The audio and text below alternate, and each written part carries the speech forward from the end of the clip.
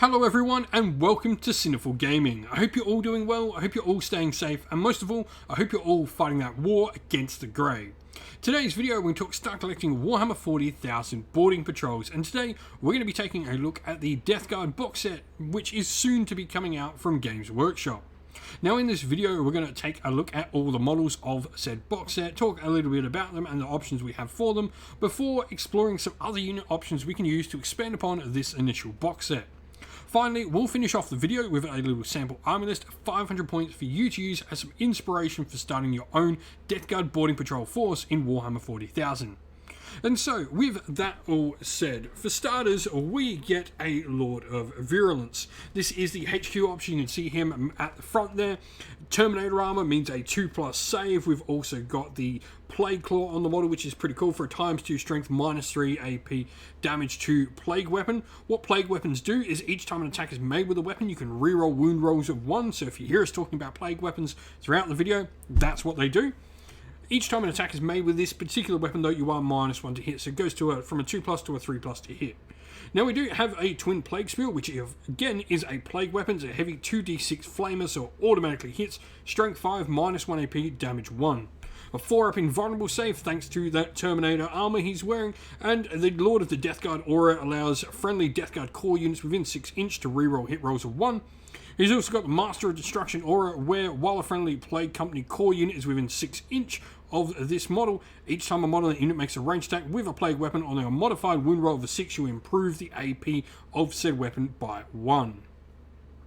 Now joining him, first of all, are an elite choice in the Deathshroud Terminators. We get 3 of them inside the box set, and so because they are a 3-model unit, you can't increase the size of this unit in boarding patrols, but we do have the Man Reaper sides on them, which are really great.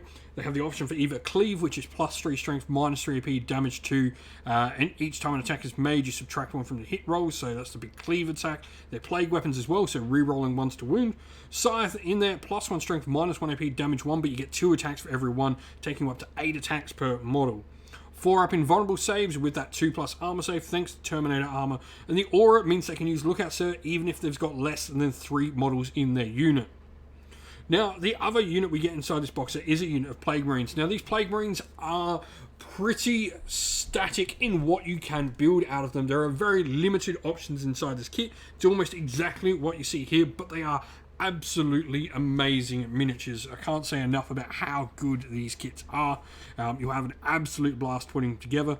You've got a wide variety of different weapons in here, from a melter gun and plague spewers, which are a plague flamer at strength 5, -1 AP.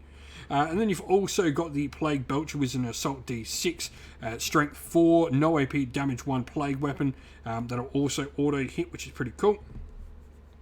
And then you've got, a wide variety of different combat weapons, like your Bubotic Axe, which is +2 strength, -2 AP, damage 1. You've got the Flail of Corruption in there for +1 strength, -2 AP, damage 2. But you make 2 hit rolls for it instead of 1 every time you attack, which is really cool. Now you've also got the option for a sigil inside this box set as well. Each time an attack is made by a bolt weapon from this unit's bearer, and a modified roll of a 6 will automatically wound the target. So some really cool options within this unit. And you've got Disgusting and Resilient, Remorseless as well on them, meaning they ignore all modifiers for combat attrition tests, is really nice. Now if we look at where to go next, we actually can include a fast attack unit in our boarding patrols with the Deathguard, so long as it is a Chaos Spawn unit. What's really cool though is our Chaos Spawn do have a rules adaptation where Deathguard Chaos Spawn models have a toughness of 6 and gain Disgustingly Resilient, which is pretty cool, meaning they decrease all damage coming to them, so they can be a nice little cheap additional unit to bring to our force. Another troops choice we can bring in that's pretty cheap are Poxwalkers. Poxwalkers just give us, bodies. We are pretty elite with the Deathguard being a Space Marine force and having a decent amount of Terminators within the force. So having something like Poxwalkers, which really can bring our numbers up, is really nice. Now the other cool thing about Deathguard is that we are allowed to take 2 characters in our force, so long as one of said characters is going to be what's called as a photed unit, so a photed Virion. These are effectively smaller characters, and the first one of these I really like is the Plague Surgeon. this has the ability to heal some wounds on our friendly models and also gives us a 6-up feel no pain to friendly bubonic Astartes infantry within 3 inches. It can be really good at sort of bolstering our force in that respect. Other than that, he's got a battle sword, which is +1 strength, -3 AP, damage 1 plague weapon. And he's also got, blight grenades, which a lot of our plague marine units will have, which is a plague weapon, grenade, D6, strength 4, no AP, damage 1 blast attack. Now, the other one I want to talk about is the Biognus Putrefier. First of all, just an awesome miniature. Once again, can't say enough about how cool the Deathguard miniatures are. This big thing here is Foul Infusion. You can select a start of either a charge or fight phase. Select a friendly Plague Company core unit within 6 inches until the start of your next command phase. Each time they make an attack with a plague weapon on modified wound roll of 6, inflicts a mortal wound in addition to any other damage. That's his big thing. He's got his Blight Racks as well, where Blight Grenades turn to an AP characteristic of -1 and damage of 2 nearby him, which is really cool. He's a super good force multiplier unit for the force. And so here we have our sample army list. We've chosen to go for not taking any of the plague companies. You can't use their artifacts or anything like that anyway, so there's not really a reason to pick one. But we have got the Lord of Virulence in there, and we've gone for taking one of the deathly pathogens on him. The one we've chosen to take is going to be the Virulent Fever. What this one will do is allow us to get, each time the attack is made with a weapon on modified wound roll of a 6, inflicts a mortal wound in addition to any other damage. It's pretty cool. And then troops wise, we've got our nice big 10 model unit of Plague Marines.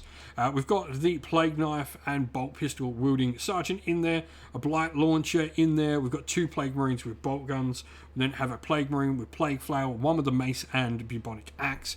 2 of them with Plague Spewers, 1 with the Melty Gun, and then 1 with a Sigil of Decay, using all the models we've got inside that box set. Deathshroud Terminators are our elite choice, and then we've also gone with the Caraspawn, 21 points. We don't have an awful lot of points spare. I think, toughness 6, disgusting resilient, it's another extra model that's pretty darn tough in a boarding action and can put out a decent amount of attacks as well. If you've been playing with the Deathguard in Warhammer 40k, let us know how you've been going. Let us know what your thoughts are down in the comments below and how you would look to play a boarding patrol with this box set, or indeed with your own Deathguard army in Warhammer 40k. And so that's the end of the video. Thank you all for watching. We hope you enjoyed the video. If you did, please don't forget to leave a like and subscribe to the channel, and also drop a comment down below letting us know what you thought of the video. If you'd like to come chat more with me and other members of our little community here at Sinful Gaming, we have a Discord server which is linked down in the video's description. Also linked down in the video's description are the best ways to help support the channel, either by Patreon or YouTube members, or by grabbing yourself some channel merch from our Teespring or Ko-fi stores. As a special thank you to all our Patreon and YouTube members, we'd like to give them all a shout out for their amazing support. So thank you to our Patrons: Christian Weir, Soren, Kenny Lowell, Alderon Shot First, Andrew Bowen, The Rising Ape, Q Dynamic, Anthony B, JJ Austrian, Average Wargamer, Domir, Mark Harvey, James Cader, Benjamin Swallows, Red Martin, Iron Grinch, Nicholas Conomos, Colorblind Magic, Daniel Etherington, and Andy C. And a special thank you to our YouTube members: Green Roots Gaming, Ronya, Lockloric, The Johnny84, David Ellsworth, Wolfric Nick, Broken Chef, Ariana Edwards, Revenar, Pink Nico Fire, Robin Mankiller, Monty's Tabletop Terrain, John Castle, Davis Weird, James South, James Tillman, and Dylan Areno. Lastly, a special thank you to Lady Witchfox Art, who does all the amazing artwork you see here on the channel. Thank you for everything. And also a massive thank you to all our moderators on our Discord server and everyone that comes and helps film the battle reports on the channel. Thank you all once again. Stay safe, everyone. Stay well. And most of all, keep fighting that war against the Grey. Ciao for now.